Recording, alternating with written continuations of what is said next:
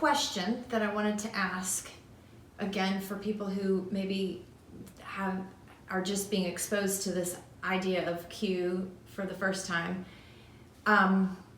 What are the kinds of things that Q posts? Because you said that you can see it in the news coming to pass. Like, what kind of things is Q talking about? Well, what's coming out of the threads overall is that several things. Number one, he's telling some of the behind stories to what are the news stories, why he's being, why people are trying to remove him. But it's showing while that people are trying to remove Trump. Yes. Yeah. I guess that's not a very clear message I'm saying right there. But he's pointing out that there are these group, and at times he himself is calling them the deep state, and these are people in the deep state. We may get into time to comment on what that is, but they're ambitious people at the end of the day, and you can either look at him as evil as Satan, and think of him that way, or it's just people that have an agenda that they think is best for the world, and they're willing to do almost anything for it, but they think the ends justifies the means, and so therefore they're gonna go for it. So there's a more sinister way to look at deep state and a less sinister way to look at deep state, but they're essentially conspirators, and they've been around a long time, and they want to stay in power, and they have an agenda for the United States that more falls in line with socialism. It's not where freedom is prioritized. It's not where power in the hands of the people is prioritized, and it's also connected to this pedophile ring, pedophile ring that has been being exposed. There have been thousands of arrests in the last year or so, way more than normal. And then there are high level pedophiles, and then there's this constant. It's about to be really big, and then there's some big names in government, presently and past, and way the Lord showed me, it was come out in prophetic words as well. Is this really is not just, it's not an expose on the Democrats and leaving the Republicans all righteous. That we're going to find out what's already known is there may or may not be, there may be a higher percentage of Democrats in this corrupted place right now, just because they were the previously existing power. I don't know if that's the way it's going to be, but we're going to, this by the Spirit is what I've written and felt, is we're going to be shocked at the level of corruption, sin, pedophilia type exposures that are going to be, but I just want to say on both sides. Mm-hmm. There was a House Speaker, I don't necessarily want to say his name right now, who was Republican, and there was some kind of pedophilia in his past, and we're going to see. It's not going to be for either side. If you're, and that's public knowledge. You're just repeating right. something that's been in the news. This is public knowledge, and there's going to be a lot of that, and it's going to be. In my last prophetic word, the way the Lord said it, and this is the way it connects to the justify. The justify is His purposes, what He's doing by the blood of Jesus. Jesus paid the price with His blood for the whole world. That Psalms 2 scripture I'm telling you about, it's literally, ask of me the nations, I will give them to you as an inheritance. It's the Father saying to the Son. And so Jesus paid the supreme price.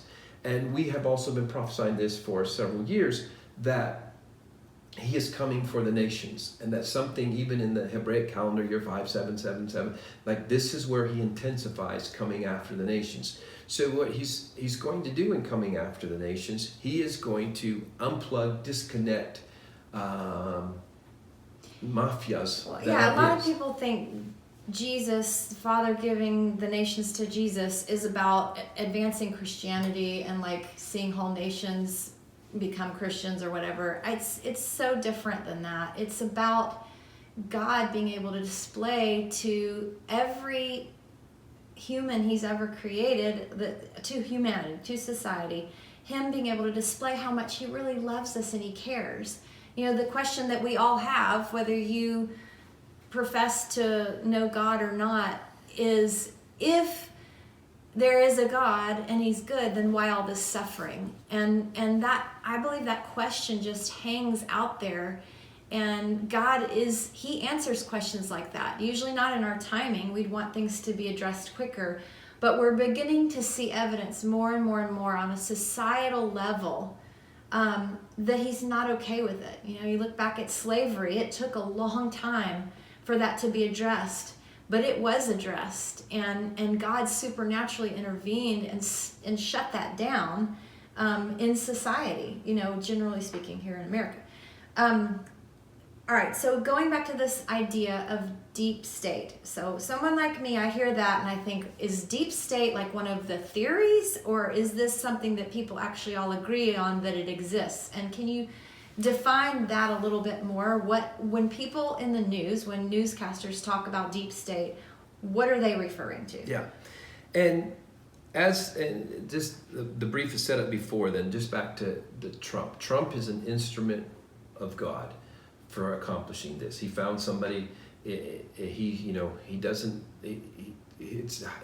in his wisdom and call who he calls, why he calls them.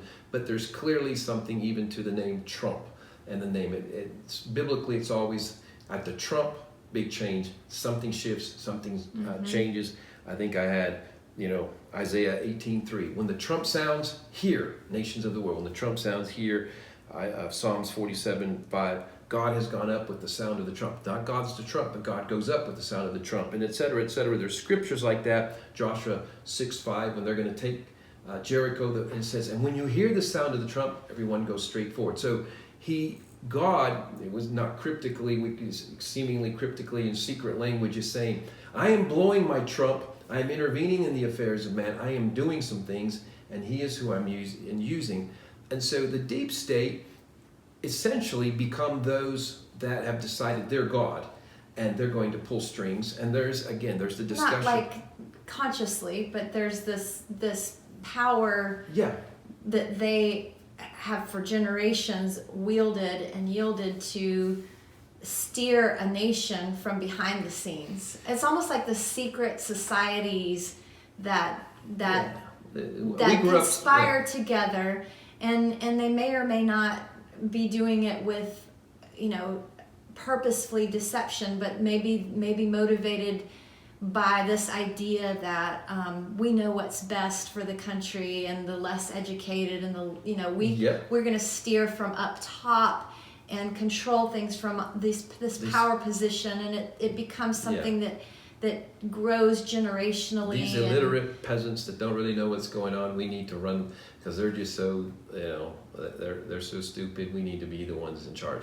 And you're saying that deep state, just to clarify again, has never been, from your understanding, just all Republicans or all Democrats. It's always been a mix of both. Yeah, they just use the parties as kind of pawns in the bigger picture of controlling issues in government. They come across publicly as ideologues, but most of them are not. They're just power hungry, and they'll use. So, what do you mean by ideologues? Ideologue will be like, some will come across like he's very Democrat, progressive, and that's what he's about. That's his idea of how things should be. There's a Republican, traditional values. That's their idea of how things should be. But they'll actually be in the same.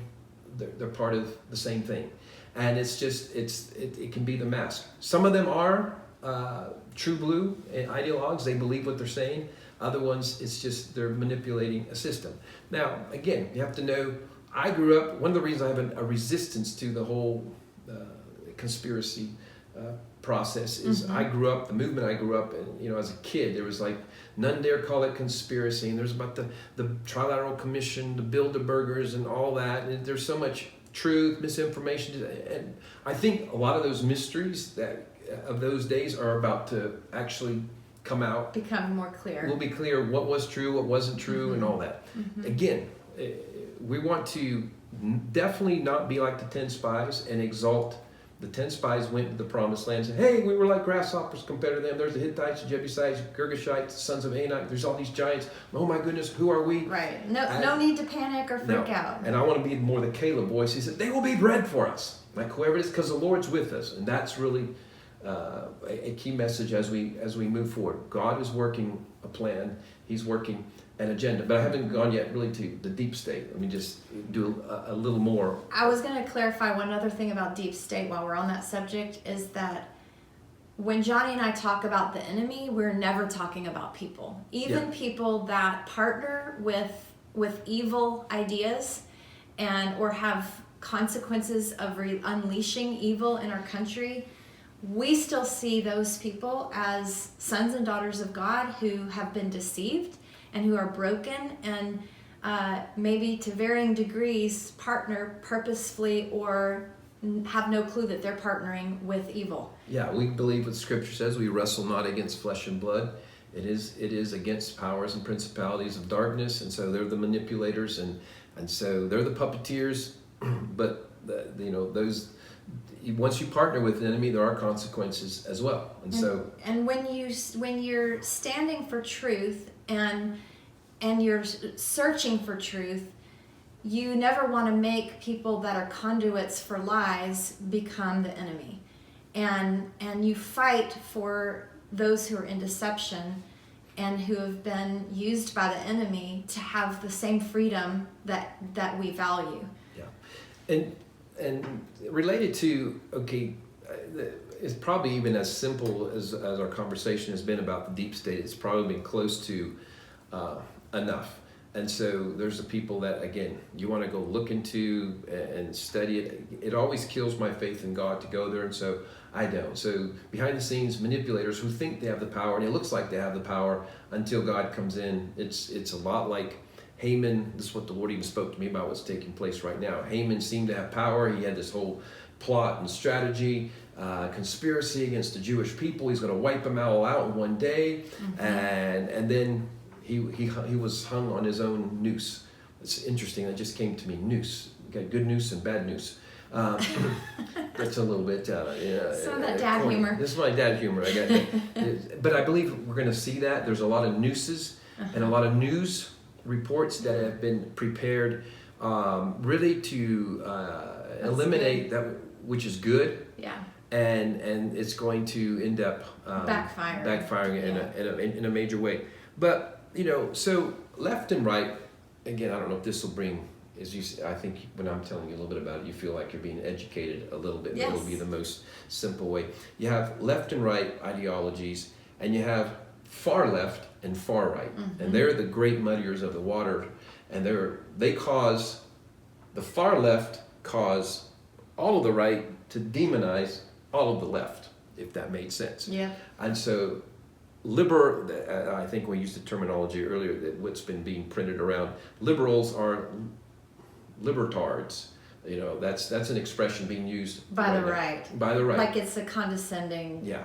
Libertards. That's horrible. Yeah, because on the far left you have, extreme socialism, and you have, government control to the max, and paid for everything. Government takes care of you. Government's your nanny, and yet there's no plan in there in the far left. How are these things going to be funded? And they're ultimately anti-business as well. Well, then you have the far right that has its own. It's attached often to racism, identity politics. It'll be strong on patriotism, but to the detriment of everybody else except those like them. And that's because of that. It's generally, which is typically white males. Yes. Conservative white males. Yeah. And you will see those that come from there, even be Christian groups that align themselves with that. They'll be the ones with the banners, homos go to hell. Right. And so the left goes, oh my goodness, the right are all nut jobs. Look what they want, their language. They have no love, no compassion. And so the enemy uses that. That's right. And so the fringe element of both just make it worse for everybody. And so we really need to know how to have conversation, civil dialogue and conversation, right. And pick up the good, not from, again, the deep state manipulates all this stuff, the people that are involved there. But there is room and need for dialogue. For instance, I say the left wing, right wing.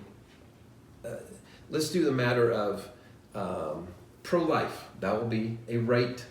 It's not an extremist. That's just like all right, Republican right, that's generally will have in that camp that, okay, abortion is wrong and Roe versus Wade has to be stopped and all that. And which seems, it's good. It's really good. It's valuing life in the womb. And then you'll have, from the left side, there is the pro-choice and the reasons they go for pro-choice. But there will be about taking the kids at the border. Valuing life after. outside of the womb. And so that's a general trend and tendency. The people that value life in the womb, they'll sacrifice anything, do anything in order to. But once you're outside, hey, what's the law? Go back, go home. And like all of a sudden they lose compassion for kids at the border, and they'll say, well, it's, they're people are doing it, they shouldn't, the parents shouldn't have done it, it's manipulative. Yeah, but where's the just basic compassion for the kids that are being separated from the parent going, no matter who's manipulating the situation. So we need to learn how to have compassion for that which is in the womb, and those that are in the womb and those that are outside the womb. And so there could be a place where we have, reasonable dialogue for both of these to be included. They shouldn't be like one is right, one is wrong. Right. But the ones that champion life in the womb, they're on the high horse. We're definitely the moral high here because there's nothing more sacred than that. And then over here, they're like, we're on the moral high because Jesus, you said, he's the little children guy, and he's the one for, you read Matthew 24:25, the least of these.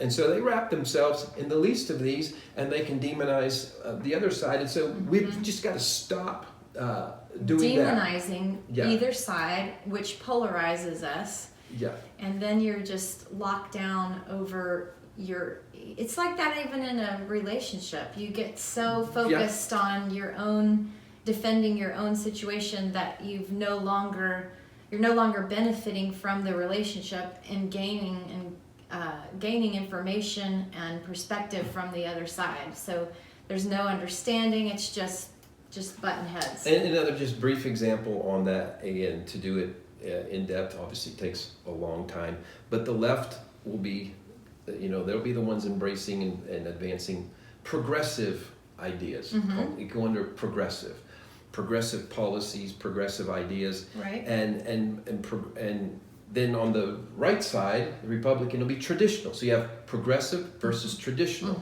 And so you go, well, is Jesus more progressive or is he more traditional? Well, he's I think I was telling you, he's a progressive traditionalist. Yeah. Tradition, I love that. That has to do with the idea of tradition that says God, family, and country. Yeah. That's a part, I believe Jesus is for that. He's like God, family, country. Awesome. But tradition, that which goes under traditionalists, are also the ones that said, you know what? The black men were made to serve us. And they even used Calvinism and Christian doctrines of predestination that said, everybody's put in their slot and it's God, he makes the call on these things, so we can't argue. God he decided the white man's in this role, and that the rest are here in this niche. And I write about that a lot in my Seven Mount Renaissance book. Don't only have time to explain it here. But so the traditionalist mindset said, fought for 200 years. That kind of thinking fought strongly against the black man being emancipated in this country, and they were the traditionalists. They also fought for a few hundred years against women even voting. Not just voting, that's the part that's known, even being able to keep their wages. This is, you talk about, it's relatively recent that women can keep their wages, that when there's a divorce, they have right to the kids. These are things that the traditionalists, those that come from tradition, are not the ones that fought for equality there. The progressives did. And so when you say traditionalists and progressives, is that interchangeable with traditionalists are Republican and Democrats are progressive, or that's just how it is typically now in this generation? It's now in this generation. Okay. Amazingly. Yeah. Because you would say... It wasn't always that way. No, Lincoln was the emancipator. Right. And he was Republican, yeah. And really all the Democrats were totally, they were more the white man traditionalist thinking there, but it's gotten more clearly polarized at this time.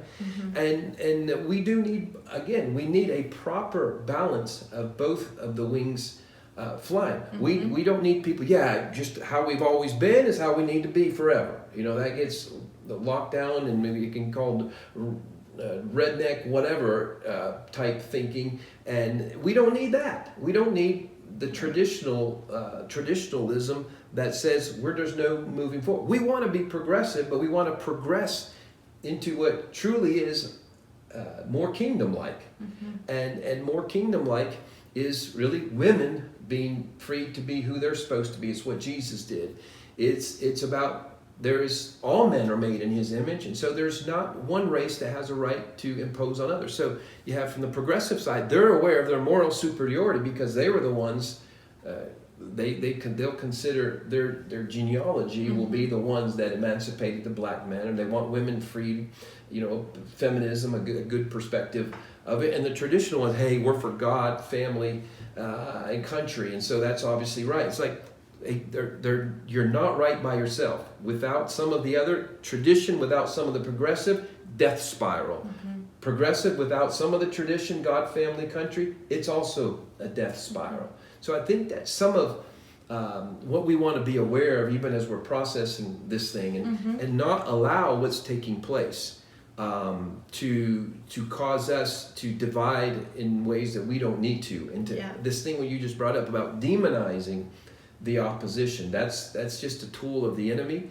And it's going to be clearly evident, even the side that's being uncovered is going to do everything possible. When you say the side being uncovered, you don't Well, when we say the deep state, the rings of power that are dark, as they find that they're threatened and their taproots are being pulled out, they're going to look to destabilize. Right. And they're using So when you say, I'm just clarifying, when you say side, you don't mean Republican or Democrat. You're talking about a group of people that cross both of those arenas that are what you're referring to as the deep state. Yeah.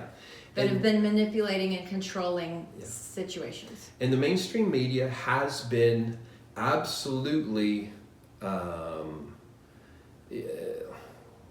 only word that comes to mind is in bed with the powers that be, which makes sense. Because if you are a manipulator, if you are deep state, if you just understand our understanding of the seven mountains, I'm always saying it's the most unrecognized mission field. It's an unreached people group, the mountain of media. We have not valued it as sons and daughters of the King. We have to be light, salt, and light there.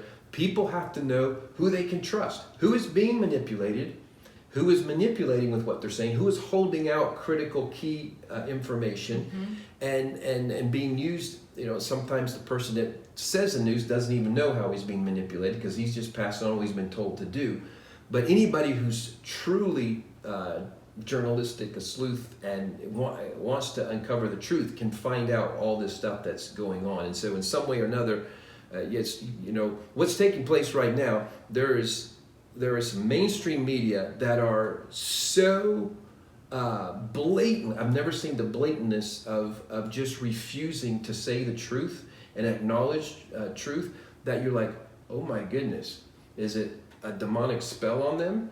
Is this because they are told they have to do this, or are they true believers in what they're saying? Just at some point you don't know. You don't know, and it doesn't matter. I think, again, our message is even, we'll say it's to everybody, but it's a message to the body of Christ. Be careful about getting on a bandwagon that is just demonizing the opposite. This is not a political, don't let the political spirit get on you while this is happening. Trump is not truly a Republican. He is a rescue plan from God, from the swamp being drained is really, that's something he initiated. I have a whole entire different language. Again, I'm writing before that terminology was ever heard. I was just reading a little while ago. He's gonna uncover. He's gonna disconnect even America's economy from world manipulators. And I think one thing he has said all along is he's going to give America back to the people. And so in that, it's obvious that he knows there's something there. There's kind of an arrogance and a cockiness about him that is beginning to make sense. To my mind, it's just my opinion, my perspective. But if he knows that there really is something going on that is sinister and that he gets the opportunity to bring to the light, then given his personality and the way he's lived his life, he's going to be kind of like, rubbing it in people's faces and coming across what he believes is untouchable himself.